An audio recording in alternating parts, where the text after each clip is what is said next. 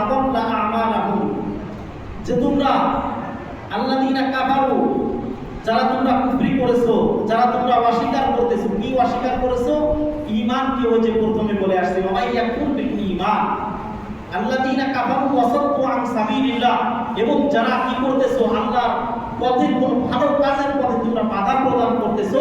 আদাল্লা আমালাহুম, তাফসীরের যতগুলো কিতাব আছে সমস্ত কিতাবগুলোর মধ্যে আদাল্লা আমালাহুম এর ব্যাখ্যা করেছেন আয় হাবিতাত আমালুহুম, যে ওই ব্যক্তির পিছনের সমস্ত আমলগুলো আল্লাহ রাব্বুল আলামিন বরবাদ করে দিবেন। নাউযুবিল্লাহ।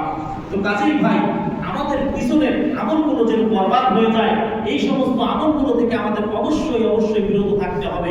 তো দেখেন, যেই কথাটা বলতেছিলাম যে প্রথমে যে শয়তানকে আমাদের শত্রু হিসেবেই গ্রহণ করতে হবে, যে ইন্নাশ শাইতানা লাকুম আদুউম ফাত্তাখিযুহু আদুওয়া, যে আল্লাহ রাব্বুল আলামিন বলেছেন যে শয়তানকে তোমরা শত্রু হিসেবে গ্রহণ করো, শয়তানকে তোমরা কখনো বন্ধু হিসেবে গ্রহণ করো না। শয়তানকে যদি তোমরা শত্রু হিসেবে গ্রহণ করতে পারো, তোমাদের জন্য আমল আখলাক করতে সুবিধা হবে। আর যদি শয়তানকে তোমরা বন্ধু হিসেবে গ্রহণ করো, তাহলে তোমাদের আমল আখলাক করতে সমস্যা হবে। এটা আল্লাহ রাব্বুল আলামিন বলতেছেন। তো দেখেন, যে পবিত্র রমজান আমাদের থেকে অতিবাহিত হয়ে গেছে, এই রমজানে আমরা কি কি আমল শিক্ষা করলাম, আমাদের নিজেদের মধ্যে কত পরিবর্তন এসেছিল, এই রমজানের পরেও যেন আমাদের এই পরিবর্তনগুলো যেন থাকে, এটা যেন সারা বছর এইভাবে যেন আমরা অতিক্রম করতে পারি, এই দিকে আমাদের ধাবিত হওয়া উচিত। কিন্তু আজকে আমি আপনি কি করতেছি, আমার আপনার যে এই রমজান চলে গেছে, আমলের পরিবর্তন আমরা নিয়ে এসেছি। আমরা কেমন যেন নিজেদেরকে একটা ছুটি দিতেছি, যে বিভিন্ন আমলের মধ্যে মুমিনের জন্য কোনো ছুটি নেই। দুনিয়ায় এরকম আছে যে রমজান চলে গেছে, যে কোনো এক নামাজ আল্লাহ রাব্বুল আলামিন কারোর জন্য মাফ করে দিয়েছেন, এরকম হয়েছে? হয় নাই। 5 ওয়াক্ত নামাজ সবার জন্য পড়তেই হবে। তো কাজেই দেখেন, যে এই যে রমজানের যে আমলগুলো আমাদের মধ্যে এসেছে, এই আমলগুলো যেন আমাদের জীবনে আমরা সাজিয়ে নিতে পারি।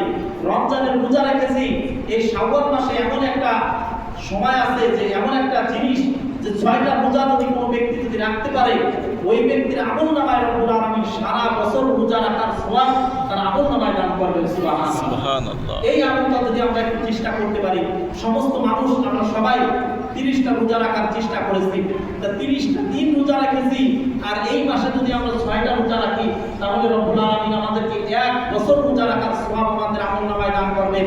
তাহলে এটা আমরা কেন পাই করব না?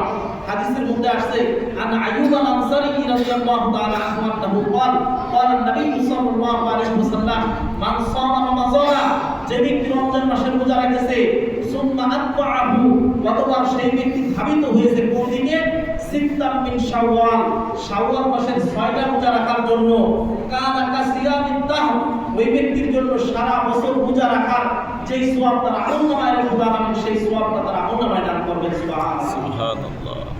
অন্য একটা হাদিসের রিওয়ায়াতের মধ্যে এরকম আসছে, দেখেন, যে মান সামা রমাযানা, যে ব্যক্তি রমজান মাসের রোজা রাখছে, ওয়া আতবাআহু, এবং ওই ব্যক্তি ধাবিত হয়েছে কোথায়?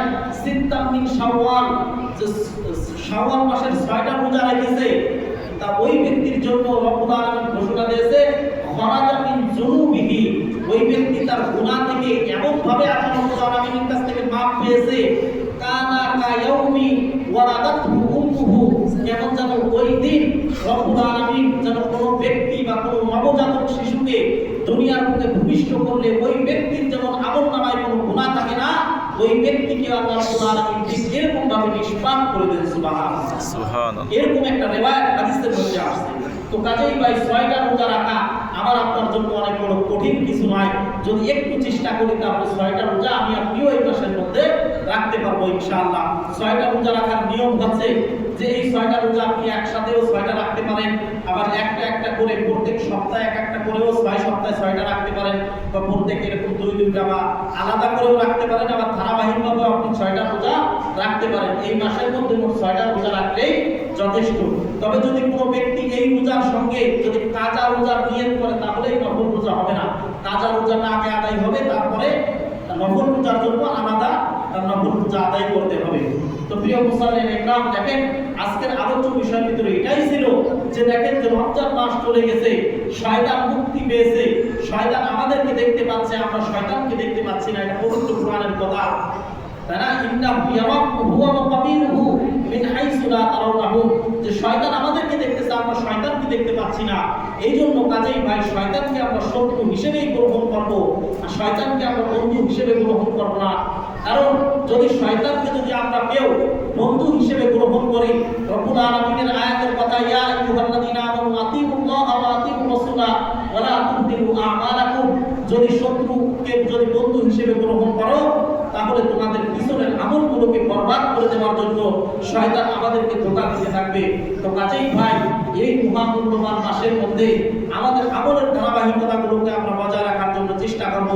এই শাওয়াল মাসের যে 6টা রোজা আল্লাহ রাব্বুল আলামিন আমাকে সহ সবাইকে রাখার মতো তৌফিক দান করুন, আমিন। ওয়া আখিরু দাওয়ানা আলহামদুলিল্লাহি রাব্বিল আলামিন। আমাদের যাদের